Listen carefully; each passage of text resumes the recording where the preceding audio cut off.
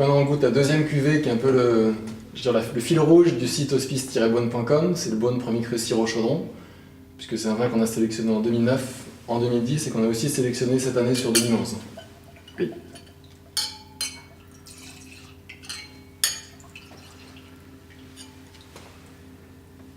Oui, on voulait une cuvée en fait qui puisse être suivie tous les ans pour que les amateurs de vin de Bourgogne puissent également faire des verticales à un moment donné.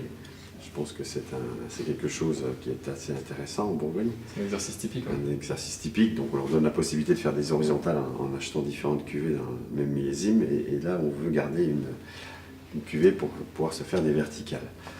Et bon, Beaune Sirop Chaudron, c'est par expérience, puisqu'on achète quand même des vins aux hospices depuis des années et des années, c'est vraiment le vin qui a le moins de variations, qui est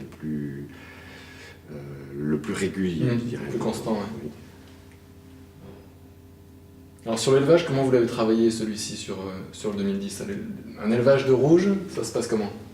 Un élevage de rouge, ça se passe déjà dans un premier temps, on laisse le vin dans le fût jusqu'au moment de la malo, la fermentation malolactique. Ensuite, après la fermentation malolactique,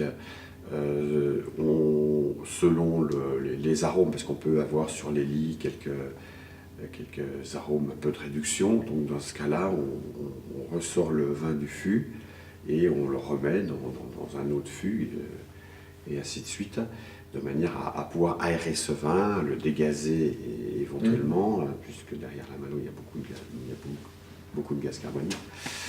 Et puis après, on les remet, mais on les remet en fait sur des lits quand même. On ne fait pas du soutirage grossier. On fait un soutirage grossier plus exactement pour laisser des lits quand même dans le vin pour nourrir, comme pour les blancs, pour nourrir le vin.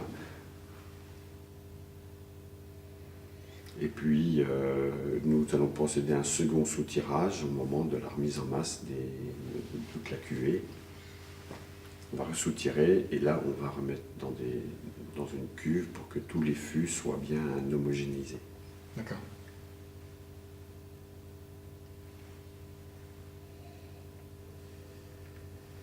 En termes d'arôme, on est sur un assez typique pinot noir aussi. Oui, on est pinot noir, un petit peu de fruits noirs aussi. Hein. On a un peu le côté des mûres.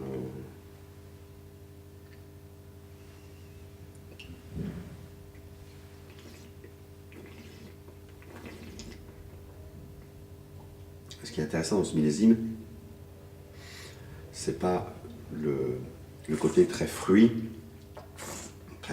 très facile à boire en fait. On sent vraiment la texture du vin.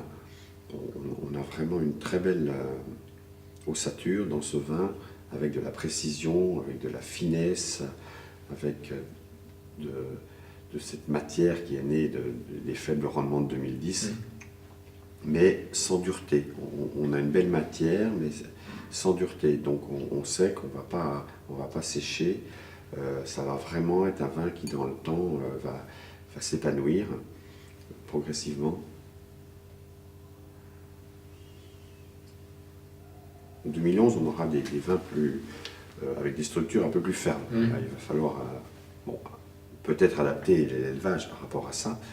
Mais 2010, c'est de la concentration avec du soyeux. Donc c'est un très beau millésime. Un bon millésime, ouais. Il confirme ses promesses. Parce qu'on anticipait quelque part ce bon millésime, la cote des vins a été plutôt bonne. Alors, ce qui est amusant, c'est qu'en en parlant avec beaucoup de professionnels, beaucoup de gens pensaient que 2010 serait un très bon millésime, mais bon, on était sur la promotion du millésime 2009, qui lui est également un bon millésime, mais sur le côté gourmand, plus facile d'accès, vraiment très plaisir immédiat. Donc c'est un bon millésime.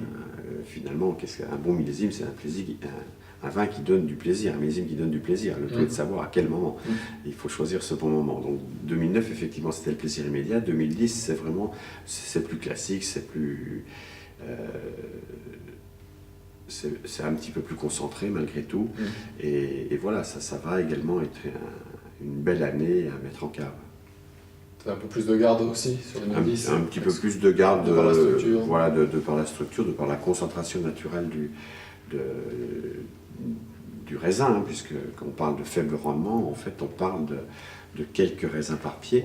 Et tout ce que la plante peut donner, eh bien, par définition, c'est plus concentré, puisque c'est 4 ou 5 grappes qui vont recevoir, alors que dans d'autres années, ça sera 8 grappes. Donc c'est facile d'imaginer le niveau de concentration qu'on peut avoir dans ce vin. Après, par rapport à la garde et par rapport à une image qu'on a, enfin, je sais que certains amateurs ont encore en tête, qui est de dire que les vins de Bourgogne sont des vins qu'on va devoir attendre 10 ans, 15 ans avant de déguster. C'est un peu moins vrai aussi aujourd'hui, de par aussi les méthodes de vinification et d'élevage. Oui, c'est un peu moins vrai aujourd'hui parce que on a effectivement les moyens de vinifier les vins dans un état peut-être un peu moins brut qu'autrefois. Autrefois, c'était vraiment le millésime, on le laissait faire, et puis si ça devait être dur, bah, il fallait les attendre plus longtemps, si ça devait être léger, bah, il fallait les boire. Enfin voilà, on n'avait aucune maîtrise.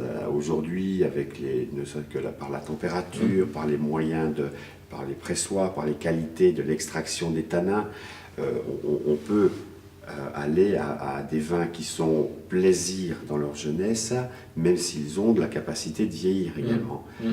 Je pense que c'est un petit peu le fait d'avoir aujourd'hui des techniques qui permettent de polir un petit peu plus certains éléments et donner le plaisir de la dégustation en vin jeune, sans toucher le fond, sans pénaliser le potentiel de garde.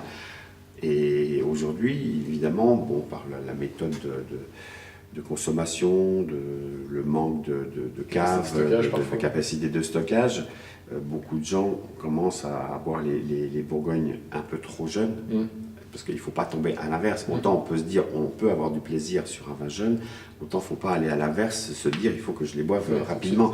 Il y a des vins qui sont faits comme ça, il y a d'autres régions qui font d'excellents vins, qui sont plus adaptés à ce genre de consommation. Il serait dommage de ne pas garder quand même quelques flacons.